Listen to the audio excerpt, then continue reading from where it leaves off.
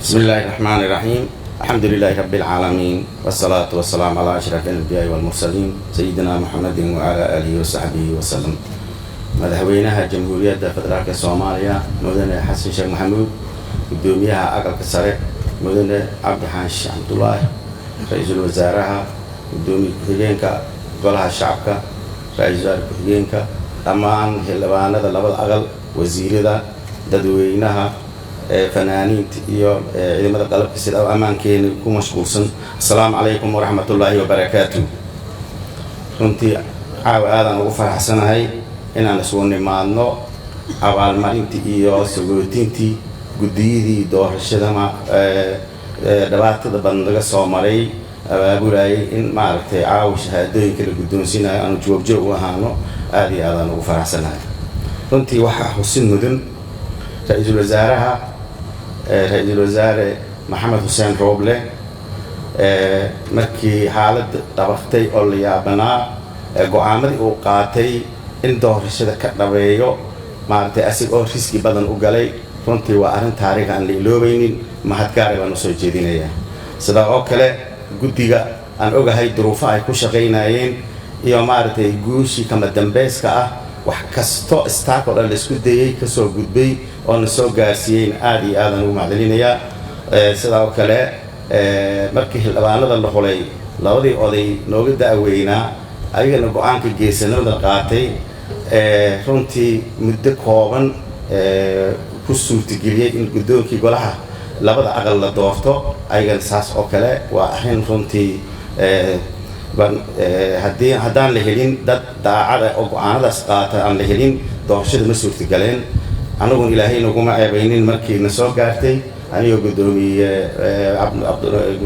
cabdixaash cabdullaahi labada aqal markaan u noqonay doorashadii kalena alxamdulilah ilaahay naguma ceebaynin, meel fiican la soo gaaray.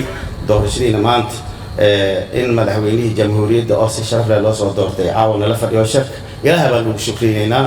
ilaahay iraadadiisa ku suurtagashay, asigana waxaan ka sugaynaa in ilaahay waafajiyo ra'iisul wasaare khayr leh oo ardaysan xukuumad khayr soo dhisan. ilaahay ka rajaynaynaa rajaga ummadda Soomaaliyeed dib u soo noolaaday.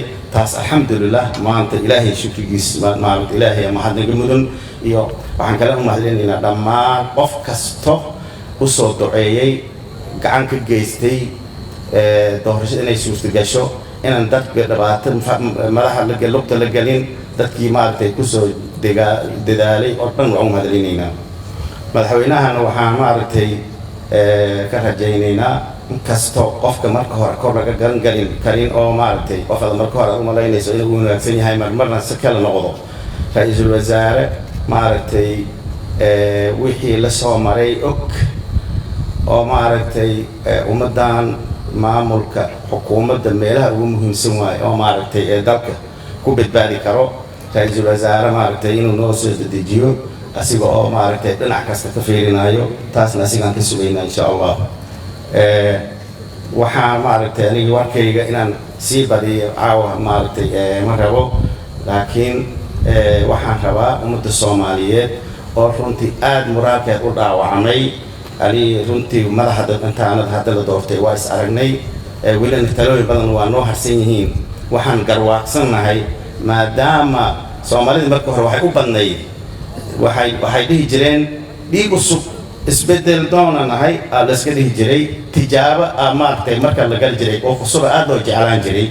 marka waxaa waaye aragnimada maadaama Soomaalida waxyaalo badan oo ay falaayeen oo qof laysii loo tijaabinayo khasaarooyin badan la soo galay, maadaama sanadkan anigu nagu soo xushay odayaal la soo tijaabiyey waaye arag anigu maaragtay noo soo doortay. waxaan rajaynaynaa biyaajinaan ummadda Soomaaliyeed arrintaas inay u faa'iido oo aayatiinka Soomaaliyeed noqoto namayahaw qof doorta inay dhaqan gasho. arrintaas aad ugu faraxsan xaqiiqdii. annagun haddii ilaahay yidhaahdo si haqar la'aan ah oo maaragtay daacadnimo ku jirto ummadda Soomaaliyeed oo dhibaatada ku habsatay dhinaca amni dhinaca horumarin waan ognahay dalkeeni maanta siduu ku sugan yahay. isteedad intooda badan degmo kale baabuur lagu tagay ma jirto, diyaarad unbaa la adeegsadaa. hawadaasa la mara magaalooyinka lagu dega waa isla ognahay.